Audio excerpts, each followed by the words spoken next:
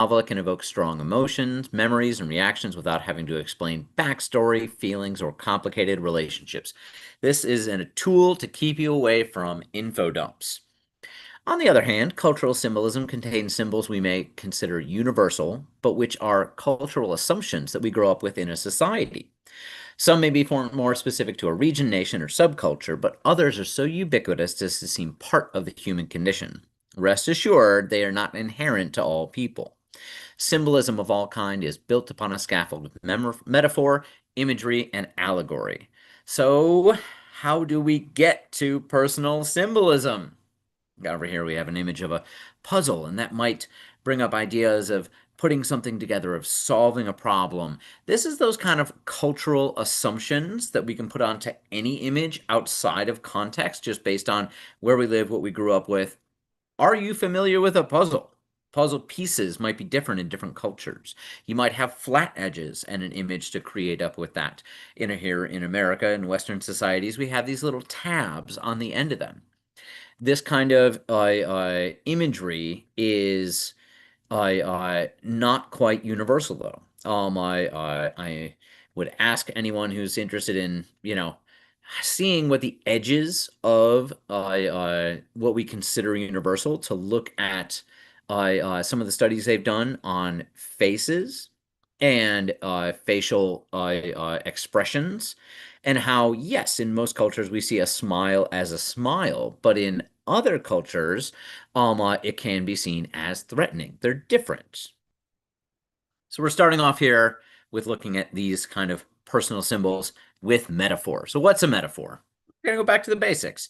Metaphor is a figure of speech that describes a person, place, or thing by comparing it to another with similar characteristics. This is a root word of metaphora in Greek, to carry over or transfer. So essentially, we are transferring the qualities of one thing to another. Let's say a very ubiquitous one, a dead metaphor, in fact. Love is a battlefield. Okay, so you have love is a and battlefield. Love is the tenor here. That is the subject of comparison. The vehicle, battlefield, is the object which lends qualities to the tenor. The battlefield is related to love. The ground is what the tenor and the vehicle have in common. They are absolutely both treacherous. And the tension. What makes the tenor and vehicle different? Well, love is obviously nothing involving guns and bombs and generals and armies. It is full of different tools that are happening. So that's how they're different in a way, for sure. So, with this simple idea of a sentence that can be a metaphor, let's get complicated. Let's play this up. Let's look at all the different ways that a metaphor is different in different categories. So you can have a direct metaphor comparing two similar things to make a relation, often using am, is, or are.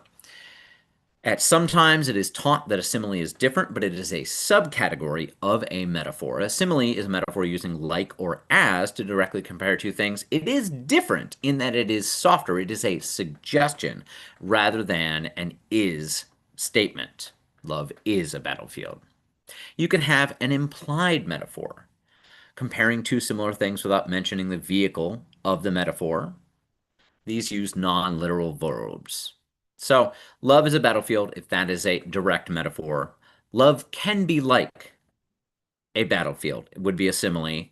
An implied metaphor, love is as treacherous as war.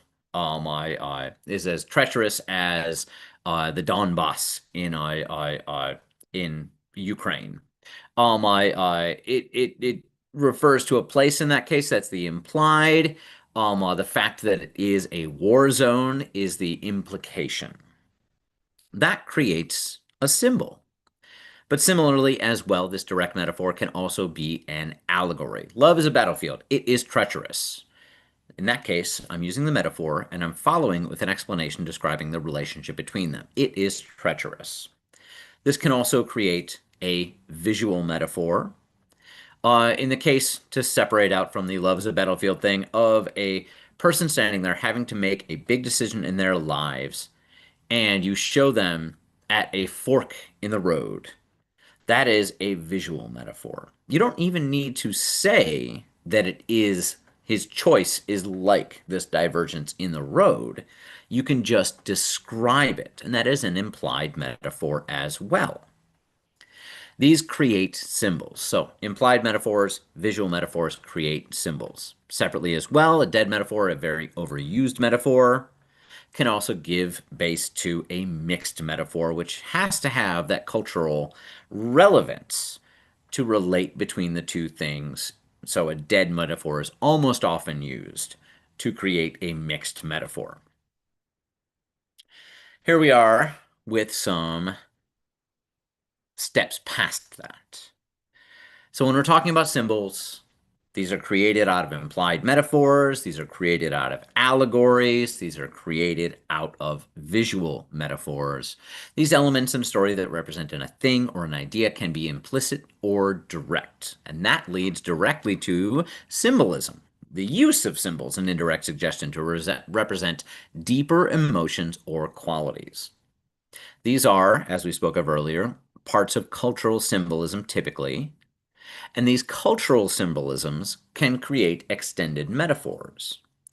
If you were, and I believe this is a film history reference, to show characters running, getting shot by an army, but then also show animals in a slaughterhouse, then that might be the extended metaphor. It plays out over multiple lines, allowing for numerous comparisons. You can describe different aspects of something.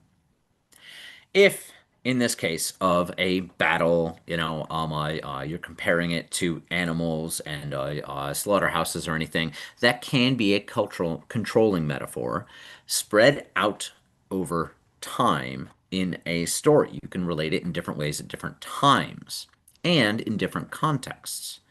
This can also lead to intellectual montage. This is borrowed from film as well, where you describe one thing and then another without relating them, but putting them so close together you imply that a metaphor is happening. Through these controlling metaphors, intellectual montage, and use of symbolism, you can come across personal symbolism. This is building meaning for symbols within a work to elicit an emotional response that did not exist before for the reader. You have to put these things close to each other and you have to create it and describe it, the reason why you're using it. This is where allegory comes in as well, in order to create personal symbolism within a work. Thankfully, done with the arrows. Now, as we move on through this, guys, if you have any examples, if you have any things that you love about personal symbolism, either in books or things that you have read, please toss them in the chat. We would love to see different versions of these being used and how you have used it in your work. Two other things that can help as well are irony, a juxtaposition of what appears to be the case and what is expected to be the case. In a work, irony did involve from meaning deception back in Greek times to describing the use of language to mean the opposite of what it says, while being completely evident to the audience. Everyone is in on the joke. Otherwise, you have Amelia Bedelia situations where you're being too literal and not understanding the versions of irony that are happening here. There are three types of irony: verbal, dramatic, and situational. Considering we're talking about a different topic, I'll just leave it at that, but absolutely Googleable to find out the different versions of irony that are out there and how they're able to be used. Synecdoche is another one, and that is a part that represents or encapsulates a whole, or vice versa. You can call people who work at a large corporation suits. That is actually just something that they wear, but it represents who they are and a lot about their personhood. If you are calling someone who works in a corporate office a suit, it means something. This is a type of metonymy, distinct from metaphor, and derived from the Greek meaning simultaneously understanding. So, whereas a metaphor kind of spells out this leads to that, this is like this, another thing, a synecdoche, aka, look at those suits over there. They're always eating at Panera. gives you a simultaneous understanding of what suits are and who these people are at the same time. So, this is one of the four master tropes in rhetoric and a fundamental for its role in description and discovery of truth, along with metaphor and irony. Interestingly enough, out of these four, and I just said it like this, they say the fourth one is metonymy, and I'm like, wait, synecdoche is a part of metonymy? Why are there four different ones if you're saying that one is a subcategory of the other? But I digress. Anyway, philosophers have their own reasons for lots of things. So, phew, we have arrived at our destination. I swear there will be examples, there will be different versions of how you can use this in your writing, but we need to come up with a baseline first. So, Can I beg you, Sean, with one question? please, Um, absolutely. so I'm curious to know how, sorry, apologies. Where do leaf motifs fit in this, or do they fit into this at all? Lead motifs meaning you're going to have a overarching theme that then therefore is reflected in a smaller story, correct? Yes. So like where you use like an object that is symbolic specific to the story, but it's like routine, it's almost like a visual element. But or it could be a cadence element. I'm trying to remember the one that Vonnegut always used. And So It Goes, I think, was the one he used in Slaughterhouse-Five, where there's like that repetition that is supposed to evoke that emotional sense of something, like a holistic emotion or epiphany through just like a small either description of an item or reuse of a certain phrase. That totally makes sense. Either as an extended metaphor, as an extended metaphor, and perhaps even a controlling metaphor, in that it is continually defined and redefined within a story. I would absolutely put this in the category of these kind of like longer metaphors, and the fact that it is within the story that is building it. Vonnegut is not going to use the same thing, the same phrase across different books. Nor are other authors going to borrow from him and do the exact same leitmotif. Then yeah, I would say for sure. Then that would be a personal symbolism, but much more literary than visual for sure. Does that make sense? Oh yeah, absolutely. Thanks. In the case as well, talking about leitmotifs and stuff like that, synecdoche, this image right down here is at underneath that is from the movie Synecdoche, New York. And if you want a over the top explanation of what a synecdoche is, the main character in this completely rebuilds New York City inside of a warehouse in miniature in a way, but also as a completely functioning New York City. So this is an image of him looking at different actors who are playing themselves or similar persons to themselves in real life. Doing everyday things. So the woman in the background is ironing. The man and the guy sitting in the front are trying on shoes as if they are in a store, but he is in control of the whole thing. It's a hilarious film for sure. But a leitmotif, again, like all these things in his life, are they real or fake? And does them being included inside the synecdoche, inside the simulation of a real New York City, affect anything on the outside for sure. So now we're here at metaphor and symbolism. Oh, sorry. We have arrived at our destination. So here we are with the parts of personal symbolism related to the idea of parts of a metaphor. First off, you have the object that elicits emotions from the protagonist. This is using a symbol. It might use synecdoche. There is the subject that the protagonist relates to the object, an implied metaphor. The protagonist's evolution through the story, a controlling metaphor, and possibly using irony, and the physical reflection in the object or change in emotional reaction to the object, leading to allegory. It is much more direct as that object is changing. This symbol may be a cultural metaphor, but is much more effective as a unique relationship within the story. The personal symbolism may not last an entire story, but it certainly takes longer than a single passage to establish. Although the allegory may be implied rather than direct, it is important to denote at some point. In this respect as well, with the idea of, I want to bring that in, Shannon, as well, the leitmotif. If you are using a framing element, something larger, let's say, that is typically different than personal symbolism, where it is a small thing representing the large. But then again, in the rules of synecdoche, it can be reversed absolutely as well.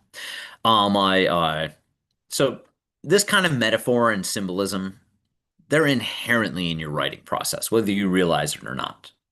Words, object, places, metaphors are often unconscious if unexamined. By harnessing your imagery and taking control of the symbols you lay out for your readers, gives you as a writer vastly more power to control your story and its emotional resonance. So, to repeat myself, there are already metaphors and symbols in your writing. If you don't control them, you don't know what they mean. If there's a golden ball on the desk in someone's house, uh, it is something, whether you purposely mean it to be something or not. So you can look at this in the first place, and you can realize as you're placing symbols down in it, either by doing notes before you're writing your first draft, or by alternately writing your first draft and then checking in on what symbols you have in there. So when revising, inserting metaphors to create broad strokes using cultural symbolism can come off pretty heavy-handed, so be wary of that.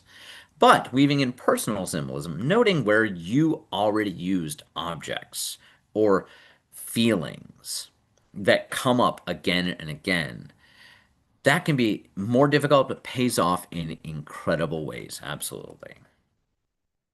So, looking at a couple of examples here of kind of more broad ones, you might consider the use of color in novels, in films, in art to be universal, but they do mean different things in different cultures. And to the left, right here, I have Hero, a film with Jet Li.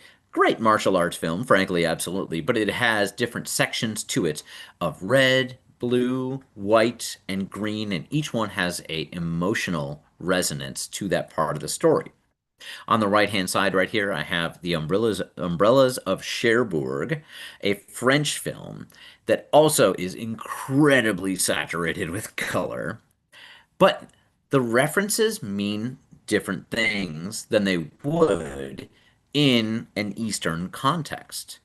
So, whatever you think of as universal is usually just the culture that you're more familiar with. And you might have different references depending on who is reading your work. Consider your audience for sure. If you're considering your audience and you know that the vast majority are going to be from a certain culture or anything, you can use these cultural stereotypes as if they are ubiquitous. These symbols can be important to almost all of your readers, but you will not have, like 100% resonance. So I have this right here, little Emily Dickinson poems, and reading poetry is a great way to learn about metaphor and symbols and imagery, absolutely. When you're here, okay. Hope is the thing with feathers that perches in the soul and sings the tune without words and never stops at all, and sweetest in the gale is heard. And sore must be the storm that could have bashed the little bird that kept so many warm. I've heard it in the chillest land and on the strangest sea, yet never in extremity it asked a crumb of me. So that is some lovely ways of looking at different imagery and relating it and having this symbol and having this bird come back. Hope is the thing with feathers. I From that, and also this is a teachable moment as well. Uh, there are references to literary works that you can definitely bring up and use as your own. People have been using it way back since the Greeks, and there's always a reference to an earlier work. This might be unconscious. Make it conscious. Realize where you're taking these references from and use that to your advantage. Here we have Max Porter's Grief is a Thing with Feathers, a book that came out in 2015. And it kind of plays with the ideas that Emily Dickinson was using. We'll never fight again. Our lovely, quick, temple ready arguments, our delicate cross stitch of bickers. The house becomes a physical encyclopedia of no longer hers, which shocks and shocks and is the principal difference between our house and a house where instant illness is worked away. Ill people in their last days on earth do not check notes stuck to bottles of red wine saying, "Oh no, you don't, chalk cheek." She was not busy dying, and there is no detritus of care. She was simply busy living, and then she was gone. She won't ever use makeup, turmeric, hairbrush, thesaurus. She will never finish Patricia Highsmith novel, peanut butter, lip balm, and I will never shop for green Virago classics on her birthday. I will stop finding her hairs. I will stop hearing her breathing. This contains a lot of metaphors for grief. The reversal of hope is a thing with feathers to grief is a thing with feathers is in itself a reference to Emily Dickinson's work. The way that this author uses lists is very interesting as a way to kind of intercut into it and use different film-esque techniques to break it up and give you strong imagery without weaving it into sentences. And this is also a novel where the children are confronted by the family is confronted by a giant crow, and the giant crow is the thing with feathers, and it helps them along through their period of grief. It also gives them much consternation for sure, but then again, what would grief be without consternation? So sometimes. Sometimes as personal symbolism, things created within the story can be a bit obvious. The ring from Lord of the Rings is literally in the title. To the side there, the cockroach symbolism from Kafka's The Metamorphosis, Citizen Kane and Rosebud, and the Forrest Gump leitmotif. Absolutely, life is like a box of chocolates. You never know what you're gonna get. These can be a bit heavy-handed, and in that case as well, the story has to be really strong, really important. All four of these were exceptionally popular, and these kind of strong motifs, symbols, let's say, are not disqualifying, but if you take a step back from the story, you might be like, that was a little much, for sure. So maybe I can ask, maybe Shannon or Ryan, has a moment. Would anybody be interested in reading this section from Gone Girl? I'm gonna try because I do have a 4-year-old running around, just Yeah, I eating a know. cracker, dipping in strawberries a few minutes ago. But yes, I'll try. When I think of my wife, I always think of her head, the shape of it to begin with. The very first time I saw her, it was the back of the head I saw, and there was something lovely about it, the angles of it, like a shiny, hard corn kernel or a riverbed fossil. She had what the Victorians would call a finely shaped head. You could imagine the skull quite easily. I'd know her head anywhere, and what's inside of it. I think of that too, her mind, her brain, all those coils, and her thoughts shuttling through those coils like fast, frantic centipedes. Like a child, I pictured opening her skull, unspooling her brain, and sifting through it, trying to catch and pin down her thoughts. What were you thinking, Amy? The question I've asked most often during our marriage, if not out loud, if not to the person who could answer. I suppose these questions storm cloud over every marriage. What are you thinking? How are you feeling? Who are you? What have we done to each other? What will we do? If you know anything about the story, this is very much a small thing that just reaches out and touches so many other parts of the story. His description of her, his seeming trepidation about it, his not knowing what she's thinking, are huge parts of the story for sure. And it's not like he's using this again and again in the story. But going, I'm sorry, she. But Gillian Flynn, is very literal in her stuff. So as opposed to using metaphors, she is more typically just juxtaposing different images. And that really is a strong way of doing it, a direct way of doing it, and much less flowery than a lot of other authors. So I think this is a great example of one way of looking about it, and kind of the opposites of being exceptionally strong, of being too heavy-handed with your imagery. Some examples here of personalist symbolism with cultural characteristics. The speech at the end of Blade Runner. I've seen things you people wouldn't believe. Attack ships on fire off the shoulder of Orion. I watched sea beams glitter in the dark house in the dark near the Tannhauser gates. All these moments will be lost in time, like tears in the rain. Quite obviously a metaphor, but I love that all these in-world things that are not even part of the story are referenced.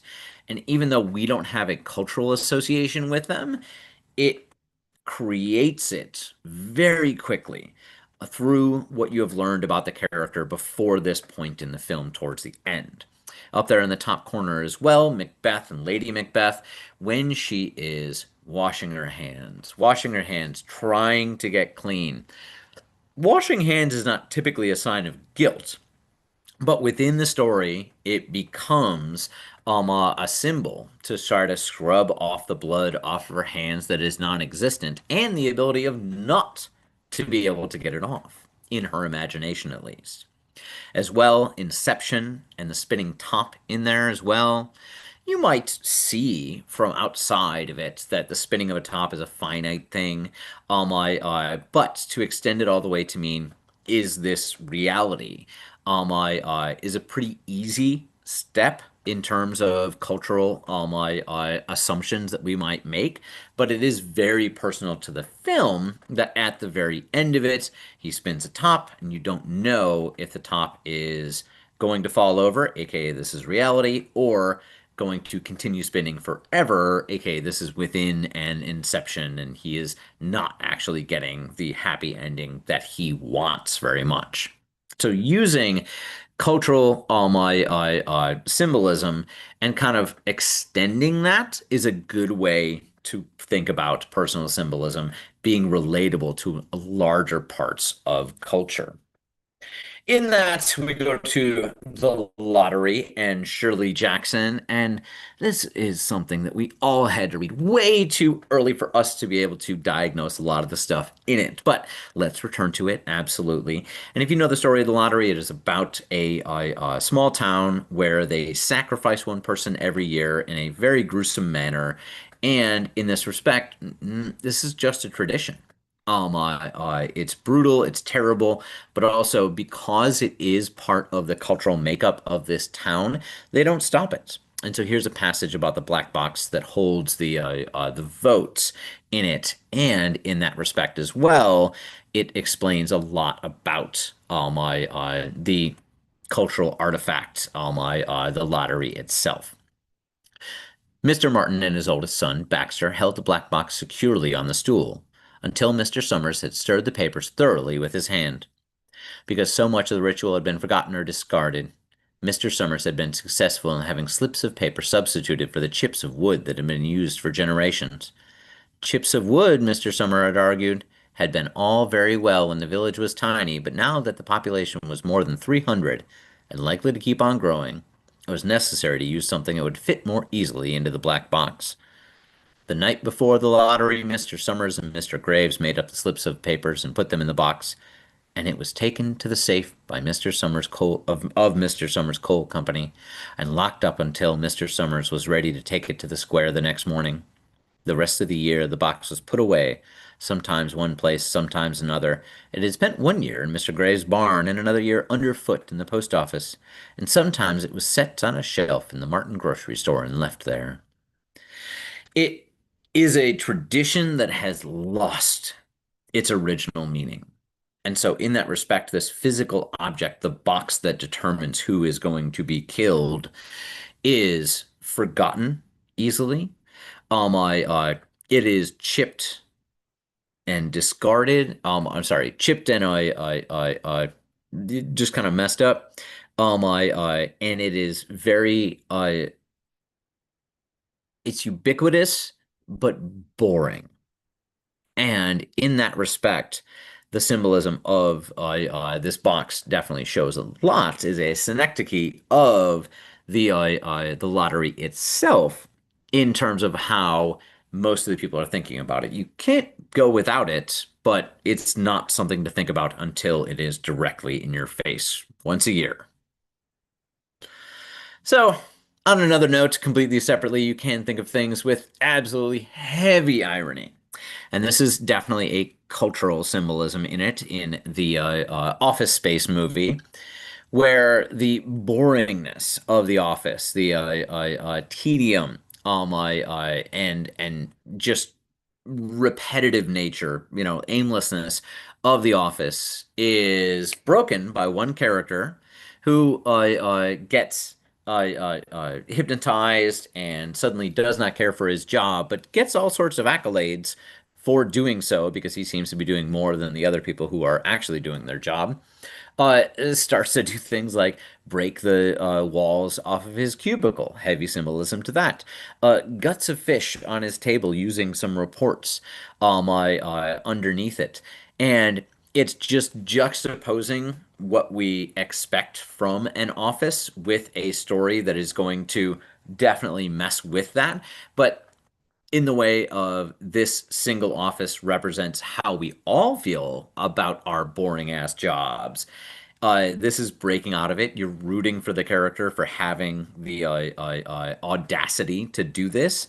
But it is very much personal symbolism as well. In the case of this cultural symbolism is extended way farther outside of what you would expect and is quite hilarious in that case as well. I was trying to think of how Idiocracy would fit into something similar like this as well, but didn't come up with that nearly as fast. Um, I have a couple more to It's look because at. of all the Starbucks references. Oh my gosh, the Starbucks references are hilarious in that. And the guy who is at Costco just saying, "Welcome to Costco. I love you." Um, would anybody care to read these two little ones from Toni Morrison and Frank Herbert? I will try because again, I've Yeah, got I don't a know. good I one was of my. gonna ask, see if Captain Russell or Shane would be into it for sure. And I don't mean to All leave right, you out, Laurel. all right. She was the third beer, the one you drink because it's there, because it can't hurt, because of the difference, and because of what difference. Okay, I can't. I apologize, kiddo. You made it through one. Thank you. I made Because you part of what one. difference does it make? Okay, and then Frank Herbert's Dune. Curiosity reduced Paul's fear to a manageable level. He heard truth in the old woman's voice, no denying it. If his mother stood guard out there, if this were truly a test, and whatever it was, he knew himself caught in it, trapped by that hand at his neck, the gom jabber. He recalled the response from the litany against fear, as his mother had taught him out of the Ben Gesserit rite. I absolutely love the third beer version. I know a reference here for Toni Morrison. Anyone who has been sitting at a bar stool for way too long, is going to understand that.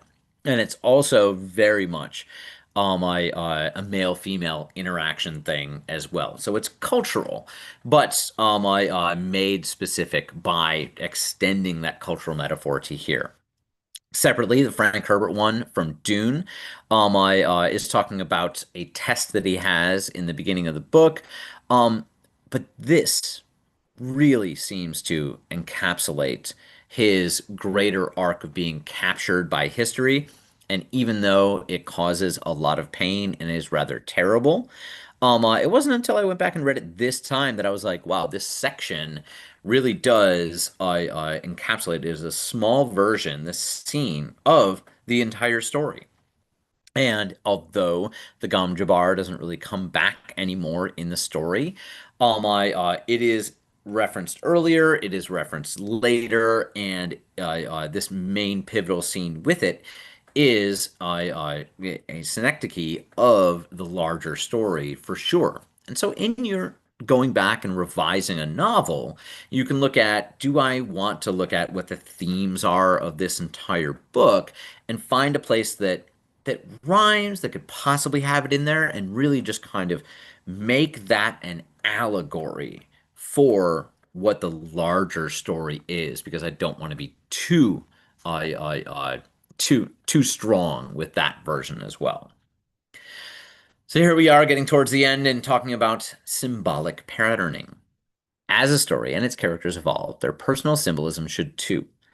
Whether a physical object changes or the protagonist's perspective on the symbol changes, repeated and differentiated use of the same symbol is a powerful tool for a writer. So give your reader, your character's lens to view the world through. Here's one version on the left right there, from Blade Runner again, of the little origami pieces that are left around by a side character during the film. And in the last one, this is when the main character picks it up and is thinking, what does this mean? And many people have written about what it means, but it is encapsulated within the film what this origami piece means. Is it that the main character is actually a replicant and not actually human and is a paper person, essentially? Is it I'm giving you a get out of jail free card, and even though I've already caught you, I'm going to let you go because I have a personal relationship with you? Similar to that Inception thing of leaving the end of a book, leaving the end of a movie open ended and not saying if it goes one way or the other and letting your reader decide.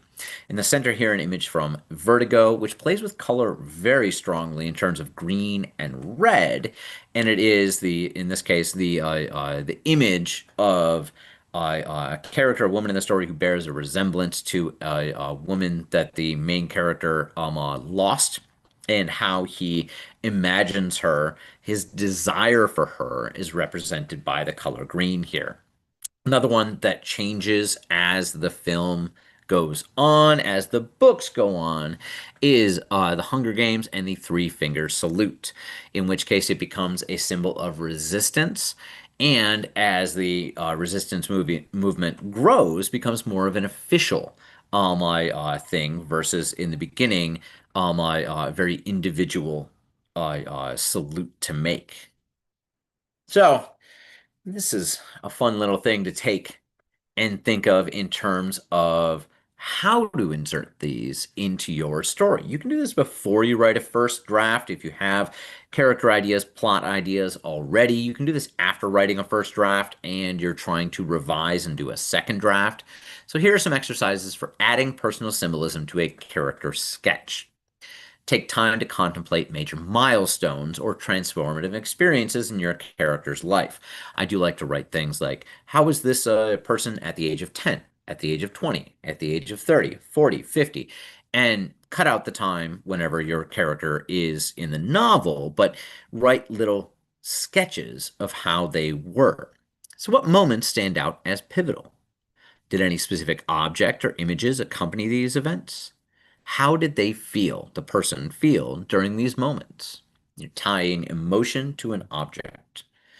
Next, examine what they are drawn to in terms of hobbies, art forms, literature, nature, and ask yourself what themes frequently appear in their favorite media. Can you give your person a favorite book, a favorite movie? Are there particular colors or animals that evoke strong feelings? Maybe that they keep around themselves or that they try to avoid. Third, do they gravitate towards certain activities that resonate deeply? The act of skiing reminding you of someone else can absolutely be a thing. Take note of how they may react emotionally to different stimuli in this environment. You're writing a little character sketch, you're talking about this important thing that happened in their life when they were 15, and you're writing about them when they're 42. You absolutely can say they've kept something all the way through, or that when they encounter something in their world, it reminds them of someone, something, some feeling in their past. So, are these particular objects that other particular objects that bring joy or nostalgia? Also, how do certain places evoke a sense of peace or anxiety? Third, how do colors affect their mood? Once again, what do they keep around them? What do they try to avoid? What do they wear? And in that respect, how that changes over time for sure. So, in that respect, we also have the broken metaphors, the mixed metaphors. But while it keeps the wolves from the door for now, he isn't out of the woods yet. And of course, you guys, all as writers, are not as well. It is one thing to talk about how these are possible to be used in novels and stuff. It is another thing to actually write it, to actually build it. So, if anybody has any examples of ones that they have used, personal symbolism that they've used in their novels, in their works, in short stories, or anything, would love to hear about it. You can definitely unmute and tell the group about it for sure if you have any ideas for things that you're working on or things you've already done. I see Russell looking away. I think he's done some in his novels. Yeah, I was thinking about a character I have. His name is Landry. He's from New Orleans, and he's kind of the sidekick that keeps reappearing in the books, and he shows up at exactly the right time. So that's the thing you always can depend on Landry to be. Heck yeah. Does he have any things as well? I mean, if they're a psychic, do they have, cards or a certain outfit or something like that? Well, he has a swamp boat, and he actually saved my character in the first book, where the character Bradley uh, ended up going to New Orleans and tried to confront some of the mob bosses there, and he ended up being tied up and thrown into the swamp in the middle of the night. And luckily, they left his phone on him, and he was able to contact Landry, and Landry went looking for him in the swamp boat. He's a Deus ex machina. He can always be there in a pinch. Heck Yeah, yeah. yeah. He pays the price for it because his house gets burned down by the bad guys, and he finally moves up to Hot Springs where Bradley lives and becomes his consigliere after Bradley moves up to become the boss of the outfit. There you go. Heck Yeah. yeah. So then having that personal relation from before, I've saved your life, like Right. you're Despite gonna what it help me cost me, out. you know. Nice. Yeah. Anyway, that's my idea. Thank you. Well, if anybody else has anything to add, something they have written about or are interested in doing so, or asking, what's cultural? What's a widely known reference or anything like that? I have this right here from Shannon. I've enjoyed watching Pluribus, which does similar things with color scheme. Scenes and character clothing with a lot of blue indicate a hive mind and coming to agree with the many.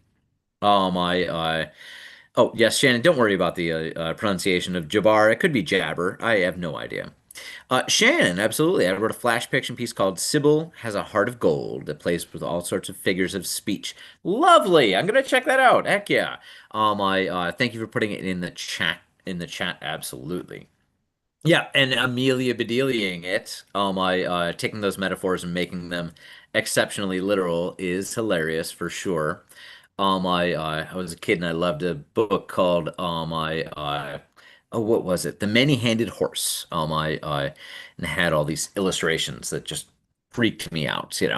I lived in a house and it had many ears. I What was it? I went to the opera and sat in a tier. Uh, won't play my tennis. I'm gonna forget that one for sure.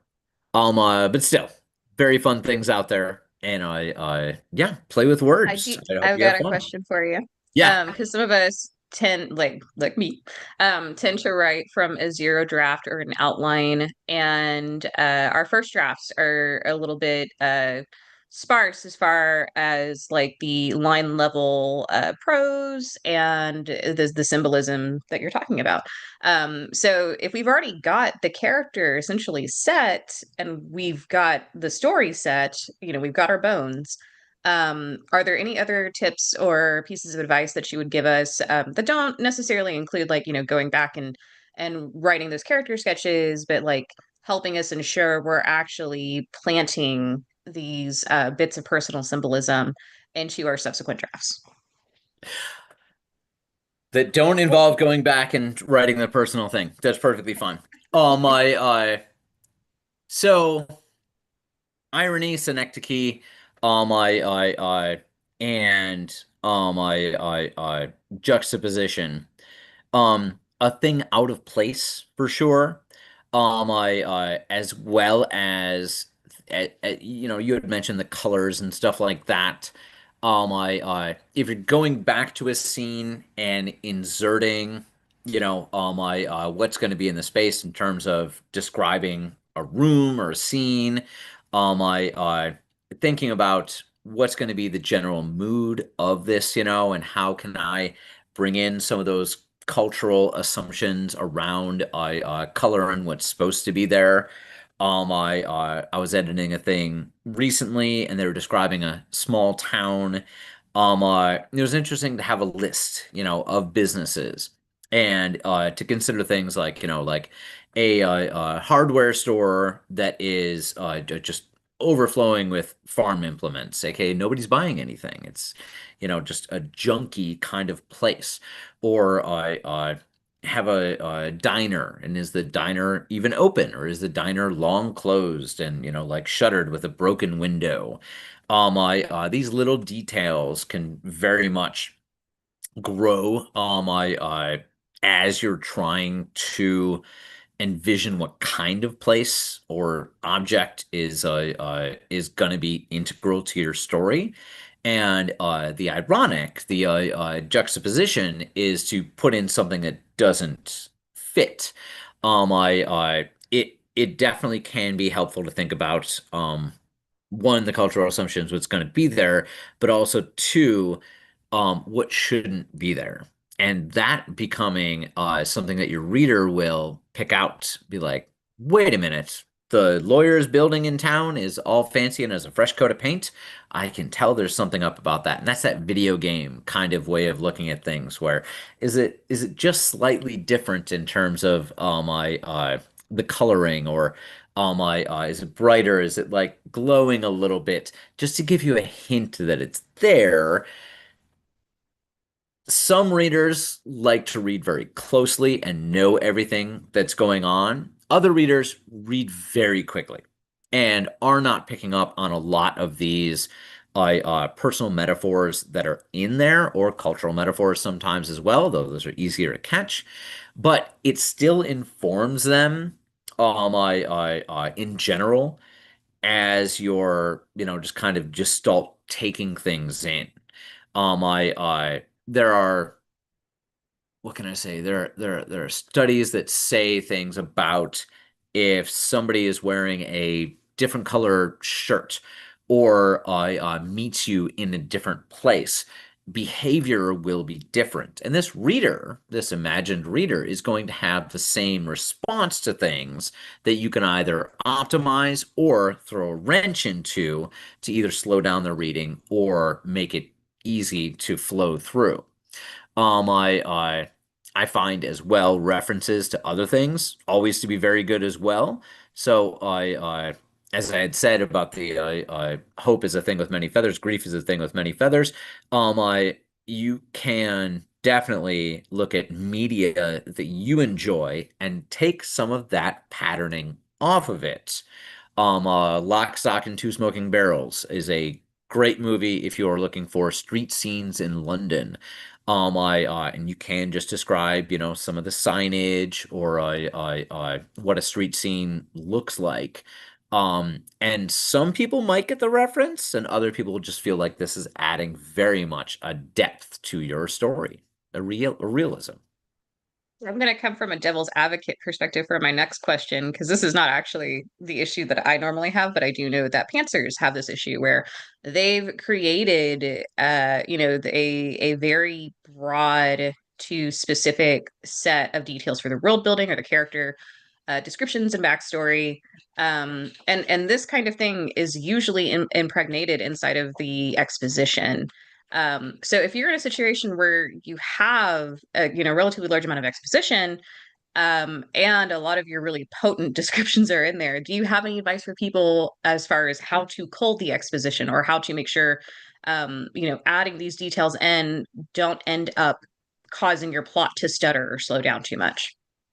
First things first, if you are doing that and editing things out, keep them in a separate document so that you have them at hand. Do not straight up delete things. That may come back into your story in whole or in part later for sure. But this is where the idea of a synecdoche or an object representing a whole can be terribly important to take a long description and encapsulate it. If you are trying to describe someone's life and you're talking about they live in a shitty apartment, they have driven from New Jersey to Kansas to get away from their problems. They have never been good at organizing, are undiagnosed ADD, never finished college, and you're writing all of this. You're writing their history, and it's in chapter 1 or chapter 2. Describe the interior of the car. And if you can say, a bill from what would it be? A bill from Rutgers or something, that was never paid. Crumbs everywhere, but she never was good at picking up after herself. I 2 quarters that she quickly grabbed in the corner, knowing they would be useful later. This can be the kind of thing where you're taking little bits, little details out of the long description you wrote and just describing something much smaller in physical space in order to represent that whole. I kind of love that, where you're talking about the lived-in clutter or the result of the history of that character being what you show. That's a really good token of advice for people, especially if they're having a hard time with balancing sharing details about the character without going overboard and causing readers to skim over big sections of description. Dialogue and other characters' responses to dialogue is another great place for that too, to describe interpersonal relationships. You don't need to go into describing people who have, been married for 15 years and it was great until the dog died and, like all these sorts of things. If you can just have a line of dialogue and everything is changed by what your point of view, what your mindset is in terms of re replying, responding to that. And in that case, for sure, you can have a lot of description in just a couple of lines that will leave the reader knowing so much more about your character and the relationships between them than you can get, from a long description that might lose your reader. Awesome. Thank you, Sean. Let's talk about what we're going to be doing next week. We're going to have Daphne Strassert here, and it's about to be Valentine's Day, and Daphne loves romance. So she is going to be telling you all about how to write steamy and spicy scenes in your novel. I will have that event up shortly, and we will see you then. And bring your symbolism into the bedroom. The best kind of sexy scenes are the ones that are impregnated with symbolism. Thank you so much, y'all. Have a great day, guys. Bye.